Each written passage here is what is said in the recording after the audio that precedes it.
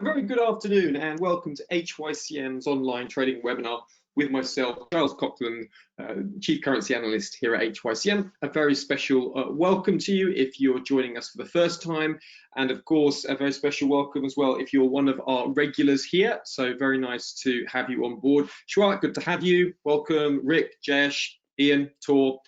Good to have you here for the webinar. Now, during the course of the next half an hour, I'm going to be taking you through some of the key trading events that we have coming up this week. Quite a quiet week in terms of the calendar, so I'm also going to be focusing on a couple of currency pairs that are of particular interest in terms of current market dynamics. We'll also be taking a look at the euro-US dollar in a little bit of detail. Quite a critical week for the euro-US dollar, so we will be keeping an eye on that. Don't forget, on Wednesdays at the same time, I do a workshop webinar for HYCM clients where we run through the dominant currency pair for the day and just run through how to go about recognizing and entries, exits, etc. on that currency pair. Remember that anytime we're looking at entries, exits, different trade parameters, it's from an educational perspective. The whole idea of these webinars is that you look over someone with a professional trading background and you see about how I go about making my decisions, and that education process helps you as you learn to make better trading decisions for yourself in due course. Now, the first thing I want to please excuse me, draw attention to is this medium up to Australian dollar, New Zealand dollar bias that we have in the market. Oh, please excuse me, I've got a bit of hay fever. Now, if we just take a look at the Australian dollar, New Zealand dollar currency pair, I just want to run through you. There is a medium term kind of opportunity that we have at the moment on the currency pair. So I'm hoping that that will be of interest to folks. Now, let's just go over to the other screen and it'll be easier to see. Now, here's the Aussie New Zealand dollar currency pair, and we have an upside bias in this currency pair for the following reasons at the moment. Now, the reasons is we're seeing Australian dollar weakness, strength rather. We're seeing Australian dollar strength because notice that the Australian dollar is very closely correlated to the S&P 500. If you just look at the S&P 500 and you plot the Australian dollar US dollar currency pair on the S&P 500, the Aussie is the blue line. What you can see is that as the S&P 500 rises, it drags up the Australian US dollar currency pair with it. So due to that dynamic happening, which is a common dynamic, the Aussie is pushed and pulled around with the S&P 500 moves. What that means is there is medium-term strength in the Australian dollar as long as that S&P 500 remains supported. So as long as US stocks are being bid, we expect Australian dollar strength. Secondly, we are expecting New Zealand dollar weakness. Now, the reason for New Zealand dollar weakness is, if you remember last week, the RBNZ met and their monetary policy stance has taken a bearish turn. They have extended their bond purchase program. Remember, bond purchases or quantitative easing or asset purchases or easy money, it's all the same thing. It's a different way of saying the same thing. These all weaken a country's currency. And New Zealand has increased their bond purchases from $60 billion. They've increased it by $40 billion to $100 billion. They've also extended the length of the program from 12 months to over 20 months. And they've also said that they're opening the door to negative interest rates. So these are very negative comments from the RBNZ, weakens the New Zealand dollar. That's why we're seeing this weakness in the New Zealand dollar. So these two currencies have a medium-term upside bias. Now, just taking a look here, just zooming out and seeing on the chart, you can see this trend line on the weekly chart. The Aussie New Zealand dollar breaking out of this trend line, pushing higher. Now, what we're looking at here is any return to that trend line. I would anticipate buyers stepping in. So this is a trade that I'm personally looking at taking. Any return back to that 1.090 region. So 1.0920 and below, I'm considering that suitable for buying. Now, what would be the risks to this outlook? The main risk to this outlook would be anything like any negative news that hits the S&P 500, that hits US stocks, will disproportionately impact the Australian dollar and negate this trade. So that's the first one. I just want to give you a heads up on that medium-term bias. It's a nice swing-term trade potential. and I really like that 1.0900 level for initiating longs, and that's an excellent term. Now, other thing to be aware of, just be aware that the Australian dollar has fallen in 9 of the last years during August. Tends to be a weak month for the S&P 500 as well, so bear in mind there is seasonal weakness for the Australian dollar. Now, obviously, this month is unusual. We've had COVID-19 going on for months. Some of the normal seasonal patterns may go out of sync, but you can see here August. This is Australian dollar. 1, 2, 3, 4, 5, 6, 7, 8, 9, 10, 11. In 11 of the last years, 10 of them have resulted in falls. So a real interesting seasonal pattern for the Australian dollar. So the key thing to watch out for is a falling S&P 500, which could damage the Australian dollar and damage the outlook on that Aussie New Zealand dollar bias as well. We've covered the Aussie correlation with the S&P 500, a good little correlation just to keep in your mind, helpful if you're looking at the short-term path of the Australian dollar. Remember that close link with the S&P 500. Now, another key aspect to be looking at is US 10-year bond yields. You can see that US 10-year bond yields tend to move in coordination with equity markets. You see the yellow line here, that's the S&P 500. The blue line is the US 10-year bond yields. If you don't know what a bond is simply a loan to the government. A US government 10-year bond is when you say, I will lend to the US government money for 10 years. And the yield of the bond is how much the US government will give you. So for instance, the yield of the US 10-year bond at the time of printing this chart, it was 0.69. So in other words, the US government will give you 0.69% interest, or they call it a coupon, for the entire duration of the bond if you purchase the bond at that price.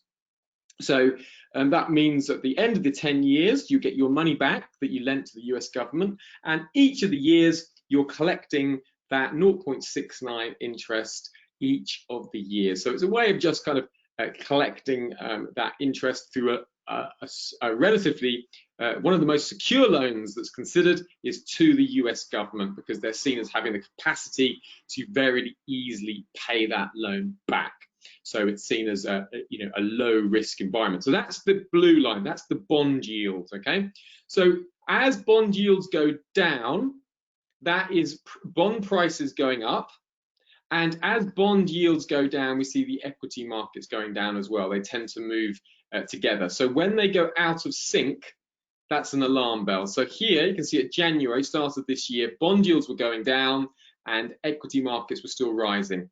And which market was right? Well, the bond market tends to be correct because the bond market tends to have global macro investors who are investing for longer periods of time. So they've got slightly longer time frame rather than an equity trader who's got shorter time frame span, is a lot more jumpy in and out of the market more easily.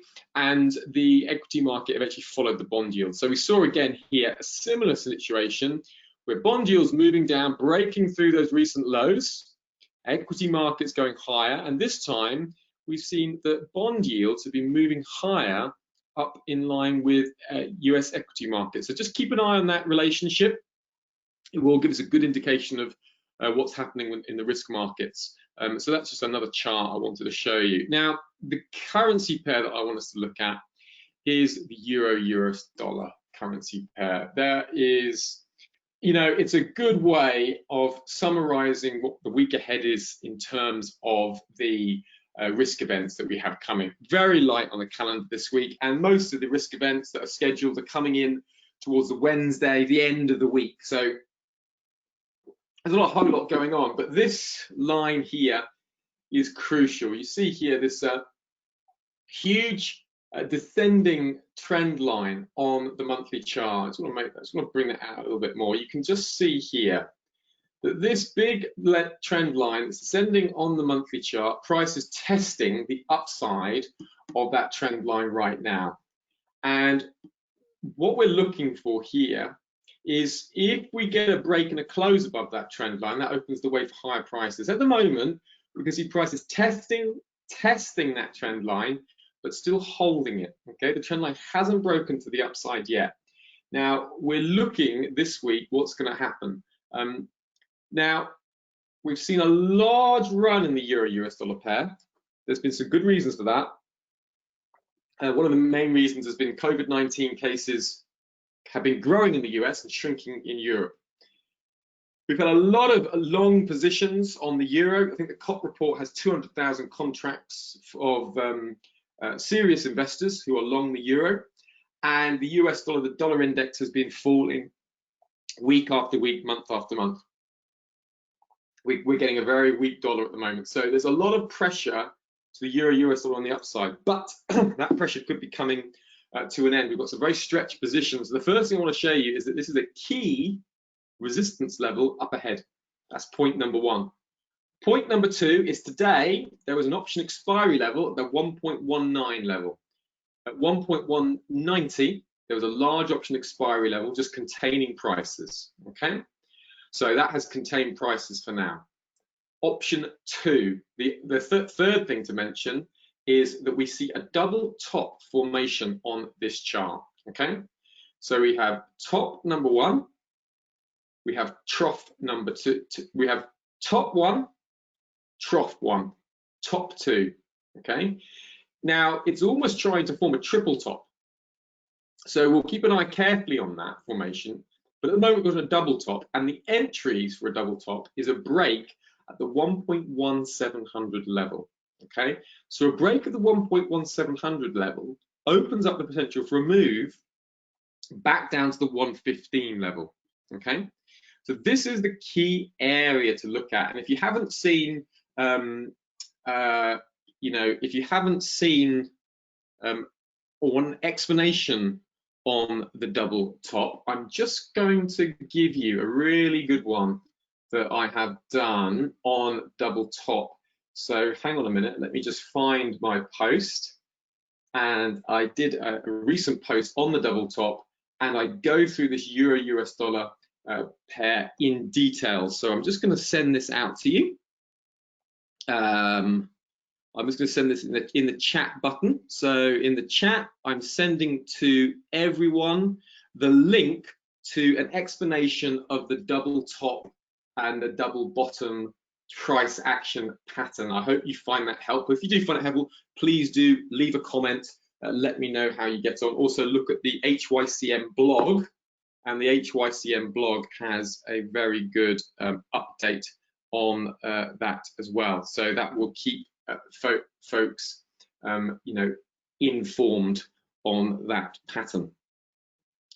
Okay, so that's what we're looking for here. It's the break that 1.1700. So that's the technical aspect of the trade.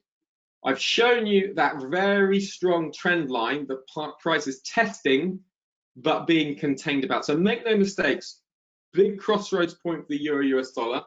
And could there be some euro-US dollar downside this week? Yes, there could easily be, and here's some of the things to be watching out for. Okay, first thing to say is the US dollar is the most oversold it has been in 40 years. You can see this information here from Morgan Stanley. You can see that the US dollar has the highest oversold rating since for 40 years. So yes, the outlook for the US dollar is bearish. No one's doubting that. But markets don't move in straight lines. You have pullbacks in trends. So the US dollar being so oversold could potentially be ready for a pullback. Now, of course, markets can remain oversold and overbought for a long time. So that's not the whole story, but it's an important factor that we just need to register. Secondly, we can see that euro long positions have increased yet again this week. You see here, euro longs are 200,000 contracts, a huge position, up from 180,000 last week. This is the commitment for trader reports. It tells you what large hedge funds, commercials, FX traders are doing, and the longs are now at their record level, 200,000, and this is a new record long position. Just for the record, the largest short position was 222,000 contracts. So, okay, dollar heavily oversold. Euro looking like it's overbought. So at some point, there should be a correction in June. Now, the trade weighted index is a very accurate and more relevant index to use than the dollar index. Now, the reason for this, I expect you've heard of the dollar index. Well, the trade weighted index, some traders prefer that to the dollar index because the trade weighted index uses a much bigger basket of currencies compared to the dollar index.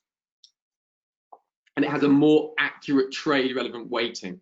So those traders only watching the trade weighted index, so there might be some more room left to the downside, but participants should prepare themselves for a huge bounce in the 90 region. So you see here, this is the trade weighted index.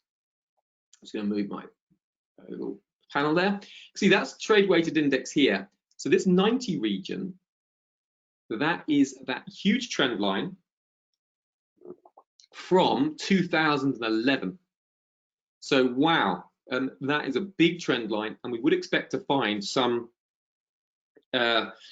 support on any test of that level. Okay, so that's another factor just to be bearing in mind. We've got oversold dollar, overbought euro. We've got the trade weighted index still approaching this key trend line on the 90 region. And we've also got cases narrowing in terms of COVID-19. So the US, at one stage, the US had lots of cases. They're getting 60,000 cases a day, and Europe was down to less than 5,000.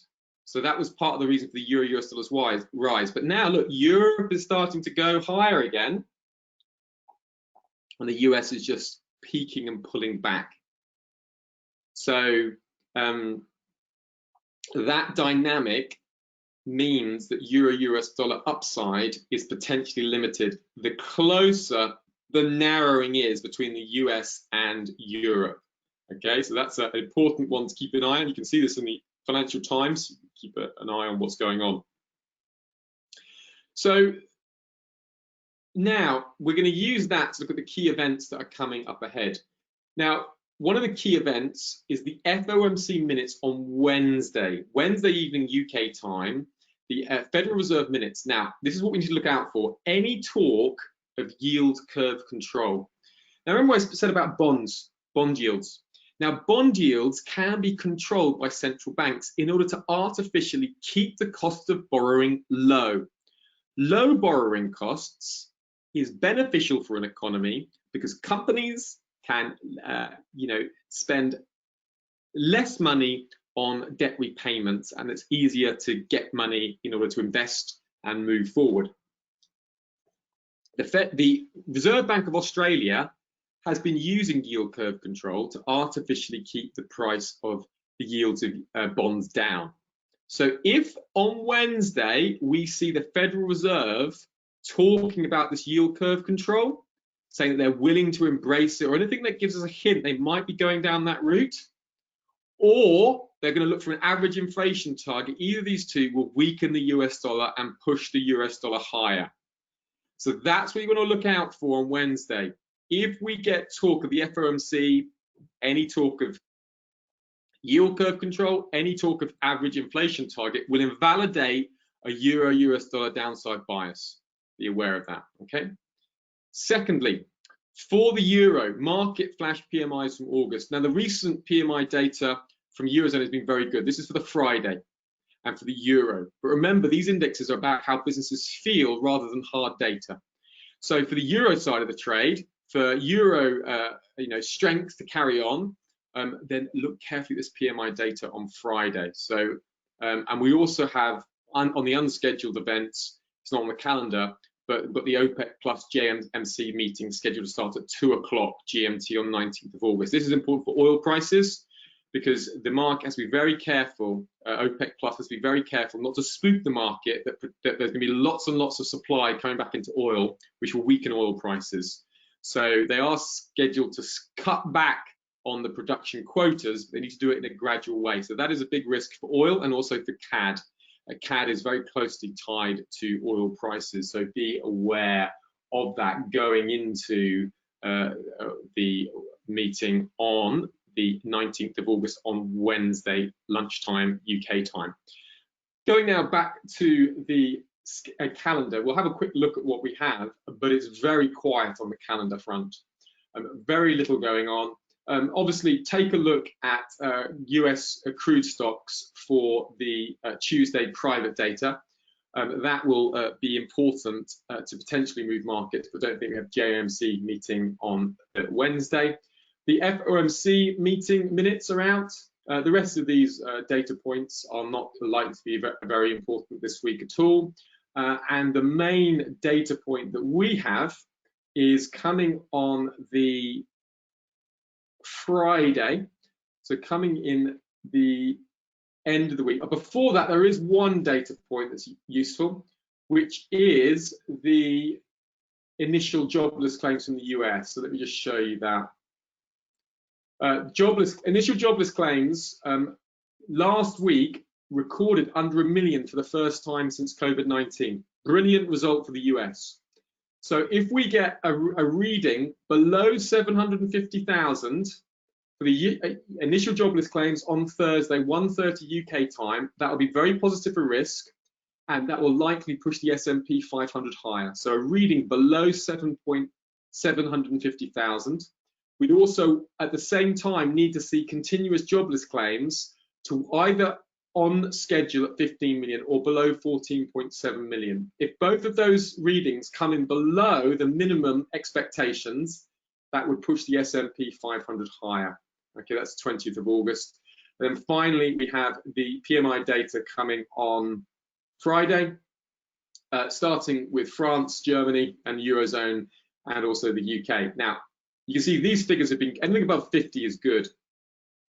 Now, just remember, these are what's called diffusion indexes. It just lets people know how people are feeling about the market. So, of course, people are feeling more optimistic because lockdowns are ending, but that doesn't mean that the hard data will be. But if we get a good reading here, that's positive for the euro. If it's a weak reading, that will be negative for the euro. Big euro risk come the weekend.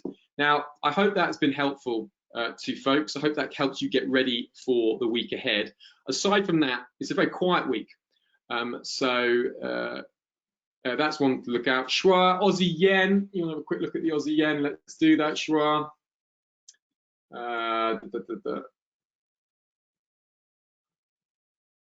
Aussie yen descending channel. Okay. Yeah, we got a channel here for sure. You got that channel moving to the upside.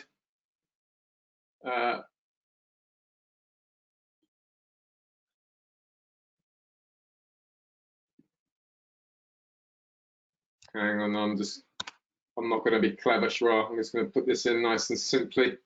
Okay, and we've got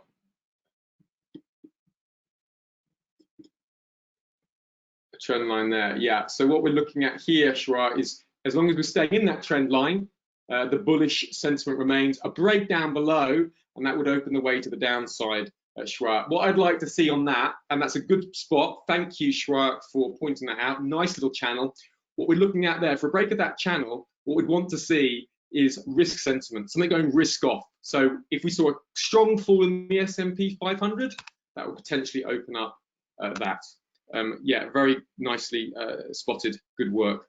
Okay, thank you very much, everybody. That is all the major points we have to look at this Monday. Don't forget, you can follow me at LinkedIn, Twitter. My handle's Giles Coughlin CCA, and you can look at the HYCM website daily, blog.hycm.lab, and also on Wednesday for HYCM clients, we'll be going through market sentiment again. So thank you very much for your time, and I hope you have a very good trading week. Thank you now. Goodbye.